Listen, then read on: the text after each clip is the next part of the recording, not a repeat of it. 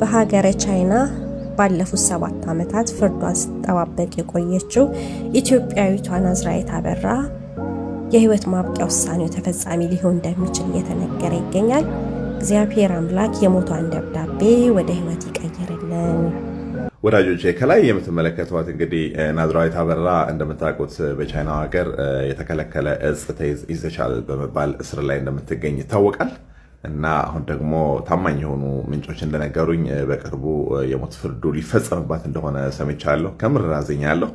እና ባካችን ሁላችንም ይሄንን መረጃ ለሚመለከታቸው አካላት የኮሙኒኬሽን ስራዎችን ሰርተው የማዳን ስራ እንዲሰሩና የሞት ፍርዱ ተፈጻሚ እንዳይሆን በማድረግ በኩል ሁላችንም የበኩላችንን ትብብር እንድናደርግ በፌስቡክን በምንም ሼር እንድናደርገውና እህታችን ተርፋ ከጸጸት ነፃ ሆነን ልክ የሆነ ሰው ልክ የሆኑ ፍርድ እንዲፈረድባቸው ማድረግ እንድንችል የኛም የበኩላችንን ስራ መስራት እንድንችል ጥሬን ከምር ከልብ አቀርባለሁ። ወዳጃለሁ። እህታችን ተርፋ አገሯ መጣ ደስታዋን የምትገልጽበት ቀን ይኖር ዘንድ እኛም አሻራችንን እናሳርፍ መልእክቴ ነው።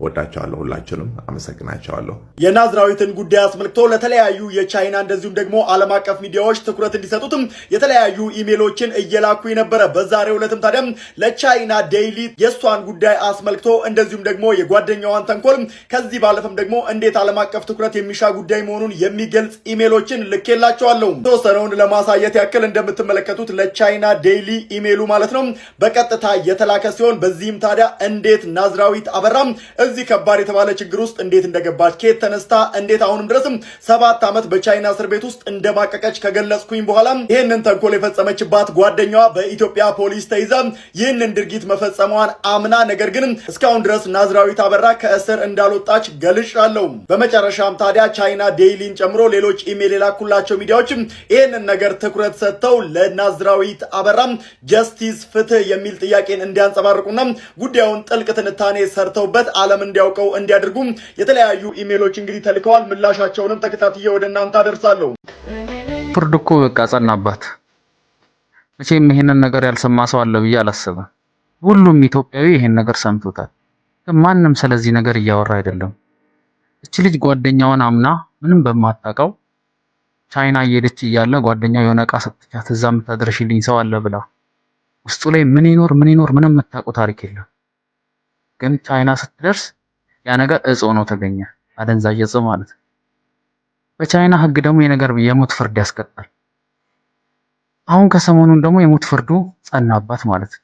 ሊፈረድባት ነው እና ሊገሏት ነው። ግን በዚህ ሰዓት ኢትዮጵያ ውስጥ አጀንዳው ሌላ ነገር ሆኗል። ለዚች ልጅ አንድም ሰው ድምጽ የሚሆናት የለም። የኢትዮጵያ መንግስት የሆነ ነገር ማድረግ ይችላል። አስቡት እስቲ ቤተሰቦቿ ምን አይነት ጭንቀት ላይ ሊሆኑ እንደሚችሉ ምንም በማታውቀው ማለት አትሊስት እቺ ልጅ እዚህ መጣ እንኳን ፍርዷን ብታረግ ሀገሯ መጣ የኢትዮጵያ መንግስት ጣልቃ ገብቶ የቻይና መንግስት ቢያወራው እርግጠኛ ነኝ የሆነ መፍትሄ ይኖረዋል። ግን በዚህ ሰዓት በናጮው ይሄን ነገር አጀንዳ ብናረገው እቺ ልጅ የመትረፍ እድል አለ። ቤተሰቦቿ ሁሉም ሚዲያ ላይ እየቀረቡ ይሄንን ነገር ያወራሉ። ግን ማንም ጆሮ የሚሰጥ የለም። ማንም እና እባካችሁ እስቲ እባካችሁ ይሄንን ቪዲዮ ሼር ኮፒ ሊንክ አድርጉትና እስቲ ለሁሉም እንዲደርስ አድርጉ። አጀንዳ እናርግላት ፕሊዝ፣ እባካችሁ አጀንዳ እናርግላት። ልጅቷ በማታውቀው ነገር በሰው ሀገር ላይ የሞት ፍርዷን እየጠበቀች ነው። ምንም በማታውቀው በጓደኛዋ ተከታ ማለት ነው። ጓደኛዋ ሸጣት ማለት ነው። ቤተሰቦቿ ደግሞ ያሉበት ጭንቀት ብቻ በጣም ያሳዝናል። ቪዲዮውን ሪፖስት አድርጉት፣ ሼር አድርጉት፣ ላይክ አድርጉት፣ ለሁሉም እንዲደርስ አድርጉ። እስቲ የኢትዮጵያ መንግስት አይቶ መፍትሄ እንዲሰጥ ይሄን ነገር አጀንዳ እናርገው እስቲ። This video is for the international TikTok community from the Ethiopian people. Her name is Nazrawit Abara, a young Ethiopian civil engineer who has been imprisoned in China since 2018 for a crime she didn't commit. She was accused of carrying illegal substances, but her family insisted she was framed. She trusted a friend, and that trust destroyed her life. For years now, she's been behind bars, far from her home, far from her people. We Ethiopians are not just asking for justice, we are asking for favors too. We call upon both Ethiopian and Chinese governments to work together diplomatically to reinvestigate her case and bring this innocent woman back home. Nazrawit could have been anyone's daughter, anyone's sister. So let's raise our voices together. Don't forget to repost and comment more than 5 words to make this video viral and reach its target. Thank you for listening. ናዝራዊት አበራ አብዛኞቻችሁ ታውቃላችሁ ብዬ አስባለሁ። ናዝራዊት አበራ ማለት የዛሬ ኦልሞስት 7 ዓመት አካባቢ ከአደንዛዥ እጽ ጋር ተያይዞ በቻይና ሀገር ተይዛ እስካሁን ድረስ እዛው በእስር ላይ የምትገኝ እህታችን ነች። ማለት ታሪኳን ስትሰሙት በጣም ነው የሚያሳዝነው። ያኔ ፍትህ ለናዝራዊት የሚል እንቅስቃሴ ነበርና በሰዓቱ ውድን በኢቢኤስ ላይ ቤተሰቦቿና የቅርብ ጓደኞቿ ቀርበው ነበር። የኛው ቪዲዮ ማለት ነው። ገብታችሁ እዩት። በጣም የሚያሳዝን ታሪክ ነው ያለው እና አሁን ላይ ደግሞ አንዳንድ መረጃዎችና ምንጮች እየወጡ ነው የሞት ፍርዱ ሊፈጸም እንደሆነ እና ይህን ቪዲዮ እየሰራሁት ያለሁት ምናልባት ሁላችንም ተረባርበን የሆነ ነገር ማለት ለሚመለከተው አካል መድረስ የምንችል ሆነና የሞት ፍርዱ መቅረት የምንችልበት መንገድ ካለን ያው ላለፉት 7 ዓመታት እህቶቿ ቤተሰቦቿ ማድረግ ያለባቸውን ነገር በጠቅላላ ሲያደርጉ ነበር። ላይ አካል ላይ ያለው አካል ስለዚህ ብቻ ማድረግ ያለባቸውን ነገር በጠቅላላ ሲያደርጉ ነበር።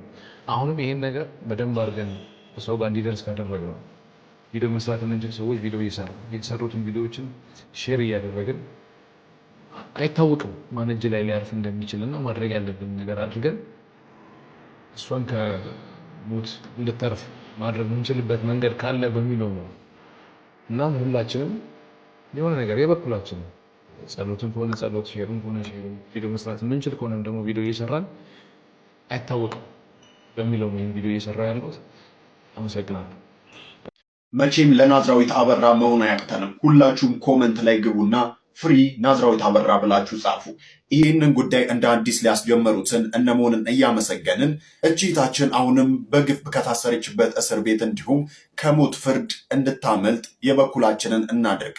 መቼም ለዚች እህታችን በጋራ መቆም አንድ ላይ አቅተንም ብዬ አስባለሁ።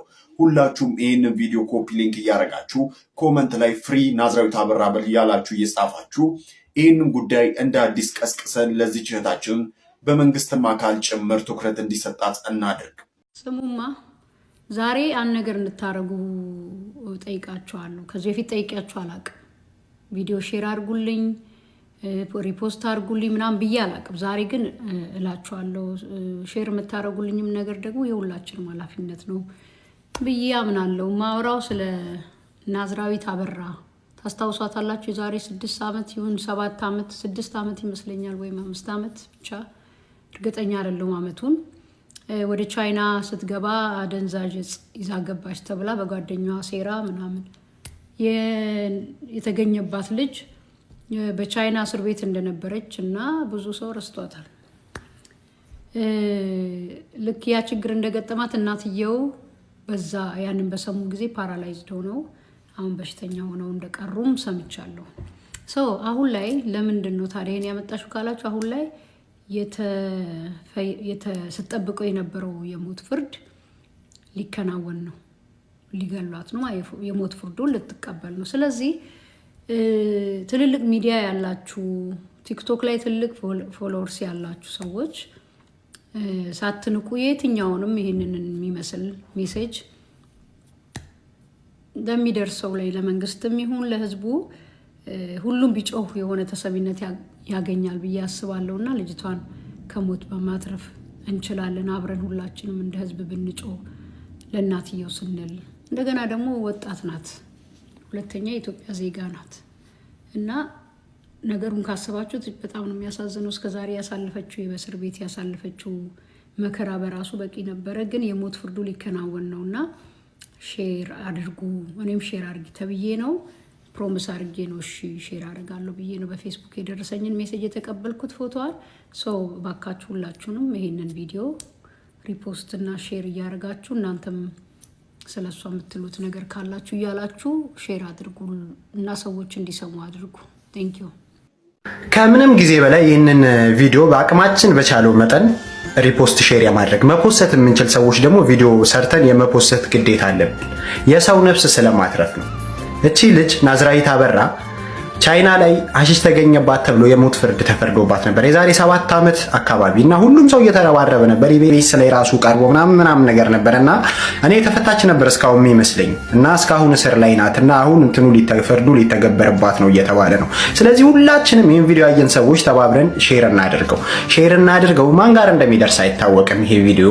ሁሉም ደግሞ በቃ ቲክቶክ ለመቼ ነው ፌመስ የሆናችሁ ሰዎች ምን ያላችሁ ሰዎች ለመቼ ነው ቲክቶከር መሆናችሁ?